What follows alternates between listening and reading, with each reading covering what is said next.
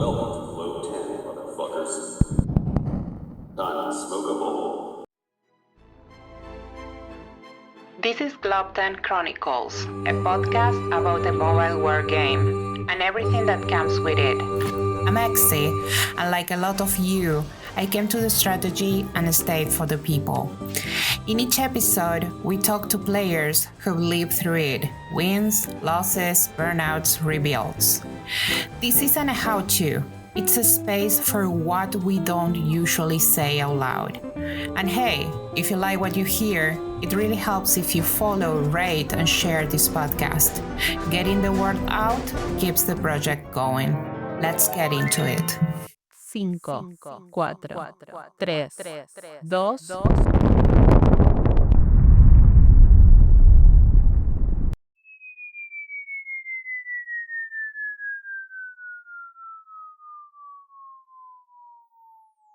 In the very first episode, we talk about why we stay in this game, even when it gets absolutely ridiculous. The answer wasn't a strategy or stats or rewards.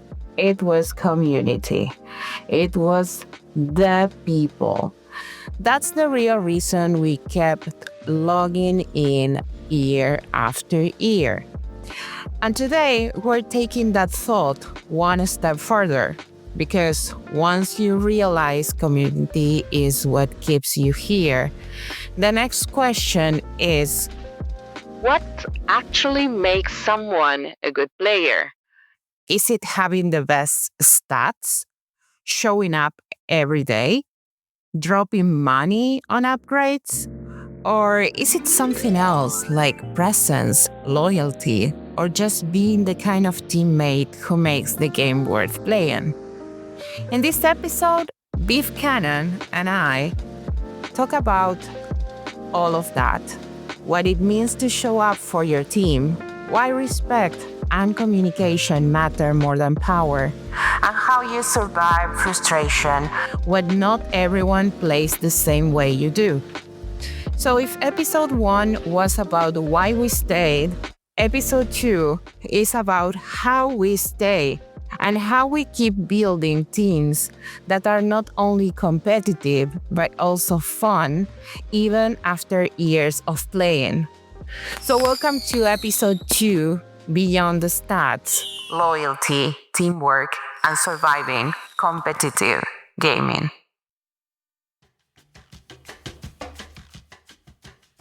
He has the most famously sexy voice in all of Globe10. And yes, we will all die at least once just hearing him say, "Hello, Globe10." He's one of the most reliable, competitive, and wily players I know. A commander, a teammate, and someone who has shown up through multiple seasons, events, and late-night chats. At the time of this recording, Beef Cannon was probably smoking a bowl, thinking of what fabulous dish to eat next, and scrolling Discord to find the perfect gift to drop mid-chaos. He's also one of the most loyal people in Globe10. He's also, of course, hilarious. He deserves absolutely everything, and he serves in 817 and in 785. So, say hi to the one and only Beef Cannon. Hello, Globe 10. Thank you for having me. I'm so honored to have you here. Hello, dear Beef. Welcome to Globe10 Chronicles. How are you doing today? I'm doing fantastic. Aww. Well, that's amazing. So, let's go straight to the point. In your opinion, what makes a good player in a game like this? Let's say it's stats, it's presence, activity, participation, loyalty, maybe something else? What do you think? Well, I can't really put it into one little perspective or one little bucket, what makes a good player in the game. But what I can tell you is you have to have people that are present and committed to the team that they're a part of, right? And it has to be a team event. There are certain times when you'll have to make sacrifices for the benefit of the team. Maybe I don't do that SOS attack that I really, really want to because it's going to give away too many points. Maybe I do let other people go first so that they can get some rewards and get some growth out of it.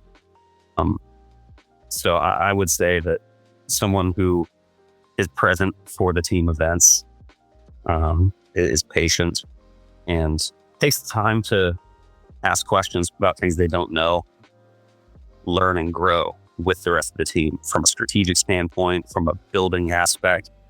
I think all of that matters, but a good player doesn't necessarily mean that it's going to be a successful nation, right? So I guess the most important thing is that you have a good team, because that's really what it's all about. So what makes a good player is being a good teammate. How is that you have this power of making a point in very few minutes? Thank you so much. That was amazing. I was like saying yes in my mind, because I absolutely agree with everything that you say. Because this is not about one player. This is about a team. Luckily, it's the main conversation at this specific moment in the game and makes me so happy. Also, about the asking questions and, everything that you were sharing about building aspect, a strategic aspect. Something that I learned from being in Globe10 is that people is full of questions. And it breaks my heart to know that they feel ashamed or they feel less than others and don't really feel that they can speak up and talk. So if you're listening to this and you're not in Globe10, of course you're invited, and know that we won't bully you for not knowing. So that being said, it's crazy if you think this game in time. I mean, we have been playing for over 2 years. Well, maybe not me because I'm not playing right now, but you, more than 2 years. So how do you keep yourself engaged? And how do you deal with frustration when others don't show up the same way that you do? I will be 100% honest with you. The best way for me to stay engaged is to allow myself to have fun with the community.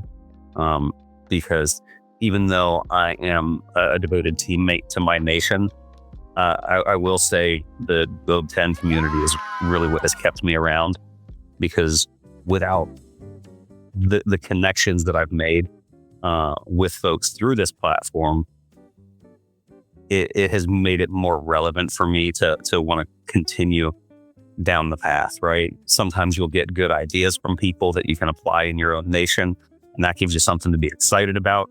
And in other cases, you do, you throw on a 3-day bubble, you log out for a bit, you have fun, you share some pictures of your barbecue, whatever the case may be. But I think that what you do is you nurture the relationships that you develop.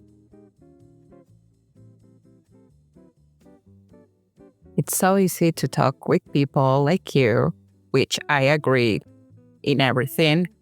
A few weeks or maybe months ago, we were in some voice chat and someone called me a romantic. I think I already shared this. Anyway, I will say it again.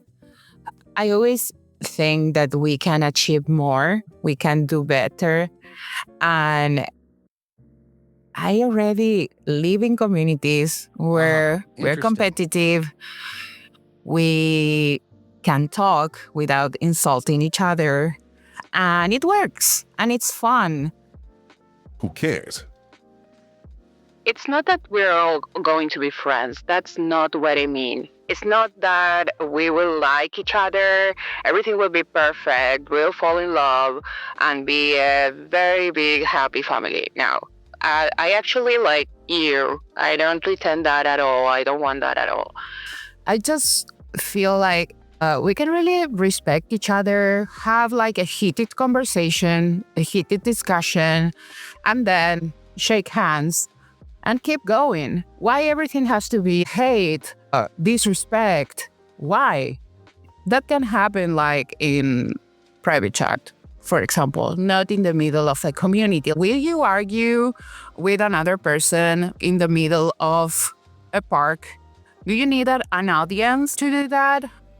If the answer is yes, maybe you're looking for something else and not to have a discussion about the mobile war game. And if you're listening to this chapter and you didn't listen to the first one, you would very much would like to go and listen to that one.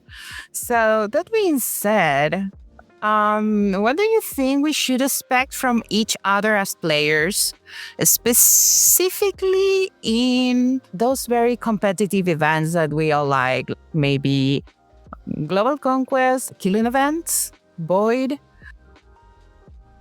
So I think there are a few things that we should expect from each other as players. And this kind of goes with really any team scenario, but it still holds true, right? I would say that communication is key. Seeking to understand, right? To learn more, to really gain that common vision of what the goal is. But then you should also expect accountability from your peers and of your peers. Thank you for sharing all your thoughts with us. If you're liking this episode, it's very important that you rate 5 stars. You share, you like, and you follow. That helps a lot and keeps this project going. I really feel like you have a very unique way of seeing things that really benefit everyone. Let me think about the next question. You know that Globe10 is not only members of nations from Globe10 only now. Like, we have a lot of other players that plays in newer nations, also in Asian nations. What I'm trying to say is, what's something you wish new players understood about being on a competitive team? So you're talking about kind of like newer players who are starting to really get delved into it. What I would kind of let these folks know from a perspective of what do they need to do to be successful. People need to understand that there's always another step, right? You have to manage your bag. You have to communicate with your team. I wish players would understand that there is just too much to focus on all of it. You're going to burn yourself out. You're going to blow through all your gold in the bag. You know, if you're going to be a truly competitive team, you have to understand you're not going to be competitive in everything. And I think showing a bit of humility and just having a conversation to figure out like what is going to make the most sense for your team. It can be dictated by a lot of things. It can be dictated by what you like the most. It can be dictated by, when can you get more people online? Like all of those things factor in, but you have to have the conversation about it. Where were you 3 years ago when I started playing this game? I would probably be playing still. You're absolutely right about communication and talking and set rules and agreement. A group of players is definitely not a team. And a team is something else, right? Like people with the same direction, that has the same goal, priors always the good of everyone else in that team. It will never matter how many strong players you have, as we agreed. A good player is a team player, period. Fuck those individual players. Nobody needs a full of themselves player in a team game, right? Anyway, that was me being in a rage trip. Well, we're getting to the end. I love this conversation. Absolutely amazing.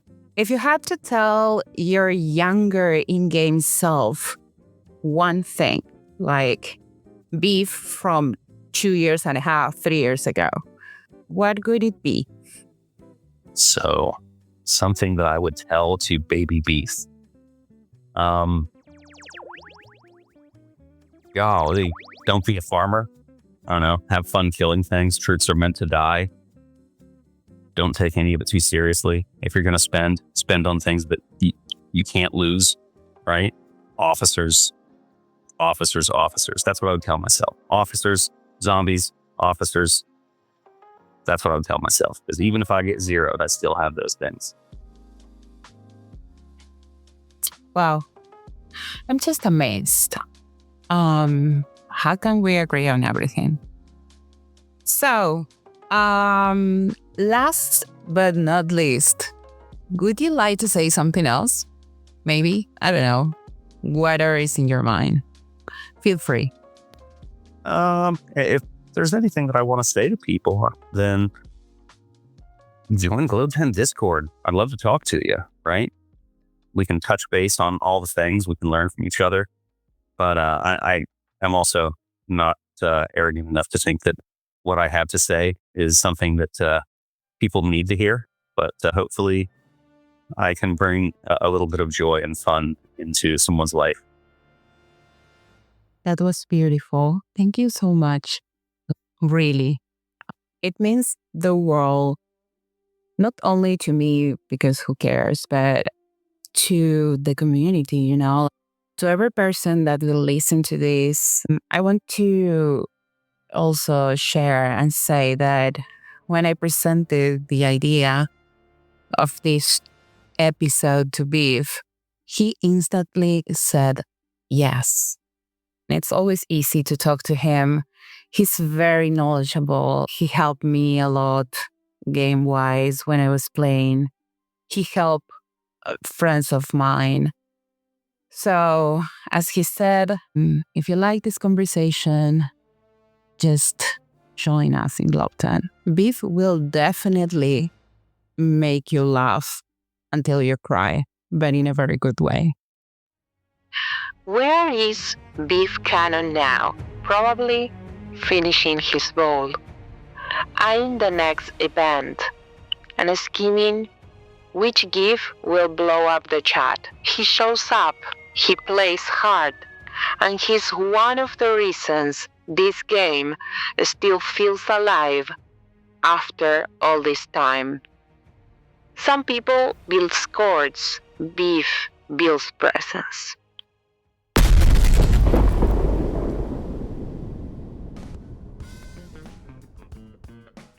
Okay, I'm just throwing stuff around. Don't record me right now. I hate being on the spot like this. Okay, go ahead.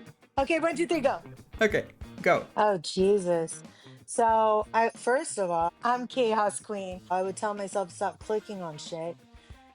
Officers matter more. Also, before you spend in a nation, fill it out.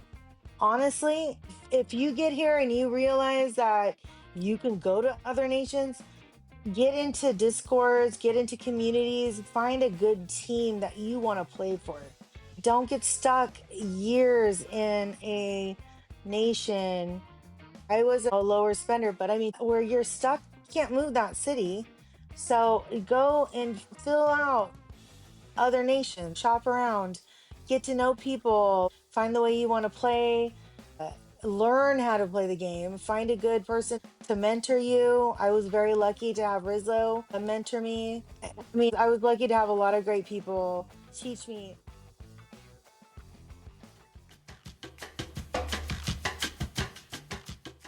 Do you really think that I forget about data? Let's hear some really good ones. So, a 2023 report by Unity found that 60% of players consider playing with others the main reason they stick with a game long term. According to the study from the University of blah, blah, blah, cooperative teams enhance resilience and reduce feelings of burnout over time. but inconsistency among teammates is one of the top sources of frustration. The American Psychological Association links long-term play in collaborative games with increased tolerance, adaptability, and emotional self-regulation if the social structure, like a community or alliance, is strong. Riot Games, yes, the ones that do League of Legends, found that toxic behavior is one of the top reasons players quit, even more than game balance or difficulty. And these are the not so funny things of playing in a team. But if you have a toxic team, of course. So, a 2017 Meet Sloan study on team dynamics in gaming showed that toxic communication reduced win rates because players disengage or stop cooperating. So, if we're all here to win, like if you are the player that says, "Oh, I'm just here to play the game and win," but you have a toxic teammate, you will want to think it twice. Tilt, that is like this emotional frustration, spreads when one teammate becomes negative. Others are more likely to mirror it, leading to snowballing losses. This is one of the primary conversations that we have in Globe10 when we moderate the server. If someone sees that other person is having a toxic behavior, they will reproduce it because they will think that is something that it's okay to do. That is why it's so important to stop when it has to be stopped. The ADL reported that 38% of players feels anxiety or stress after toxic interactions. Toxic chat, flaming, harassment, exclusion, lowers overall enjoyment scores by up to 40% compared to matches with neutral or positive communication, Quantic Foundry research. Again, if you're here to win, if you're here to build a good team, you will like to think about how you talk to your teammates and how you treat them. Communities that don't curb toxicity often get branded as unwelcoming, driving away new players, especially women, LGBTQ+, and younger players. Nobody wants to be in a toxic place. Not for playing a game, ew. Honestly, not for anything, but absolutely not for playing a game.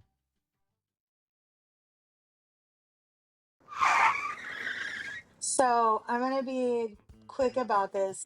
We were doing, I think it was Void, and we created a channel in Globe 10 between the leaders of 847 and 833. And the other leaders came in. I mean, first of all, we were talking shit and having fun, but they had somebody who was in the hospital, had cancer, and they couldn't get them to shield. And so we were going into Void, and they reached out to us and like, hey, we can't get a hold of him. His name was Venom, and we can't get him to shield. They were like, can we ask you guys not to hit him? And I was like, fuck yeah, of course we can.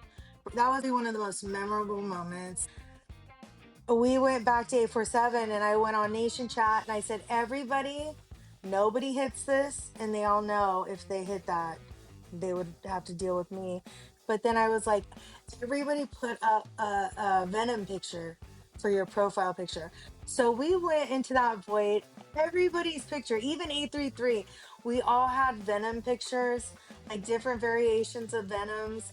And none of us hit, thank God, to this day, he's doing well. And shout out to 833 and Venom. It was just such a beautiful moment because of this community, because of these relationships and communication with each other, and this kind of feeling of like I don't know, you have some sort of responsibility to each other in this game. I thought that was beautiful. It just, that was one of those feel good moments where you're glad that you have all these people in a game, right?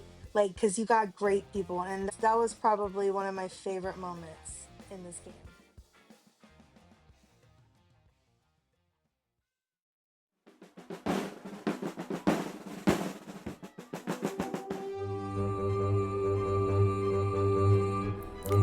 That's all for today's chapter of Globe10 Chronicles. Thanks for being here, really, for showing up with honesty and heart. If this resonates, share it with someone who gets it. Maybe someone from your alliance, maybe just someone who's still figuring out. And if you want to support this podcast, follow it, give it a rating, or share it. It helps way more than you think, and it keeps this project alive. We will be back soon. Until then, take care of your babe, yourself, and if you're around, come chat with us on Discord. Goodbye.